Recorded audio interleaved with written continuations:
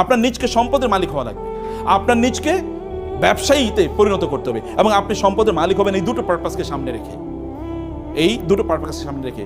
এবং তাইলে আপনি দেখবেন যে আপনি ওয়াইদু লাহুম মাসতাতা'তুম মিন কুওয়াতি ওয়া বিররিবাতিল খাইলি, আল্লাহ তাআলা রাসূলকে বলেছেন আপনি ওদের বিরুদ্ধে যুদ্ধ করার জন্য ঘোড়ার আস্তাবল তৈরি করুন। এখন ঘোড়ার আস্তাবল কেন তৈরি করে, কি দিয়ে তৈরি করে বলেন?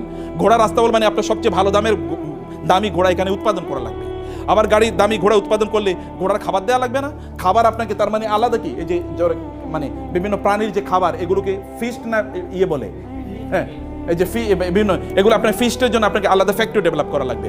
আবার এগুলো ধরেন রোগ আছে, রোগের চিকিৎসা করার জন্য কি আলাদা এই যে ভেটেরিনারি সিস্টেম আপনাকে ডেভেলপ করা লাগবে। আবার এগুলোকে বিক্রি করার জন্য আলাদা বাজার ব্যবস্থা তৈরি করতে হবে, চেন মার্কেট মানে সাপ্লাই চেইন ম্যানেজমেন্ট আপনাকে তৈরি করতে হবে, আপনাকে আলাদা দক্ষ লোক তৈরি করতে হবে। এটা হিউজ ইন্ডাস্ট্রি। আল্লাহ তার রাসূলকে বলছেন মদিনা ইন্ডাস্ট্রি ডেভেলপ করুন, কারণ এটা অ্যাগ্রারিয়ান ইকোনমি, ওখানে কেবল এগ্রিকালচারাল প্রোডাকশন হয়, এগ্রিকালচার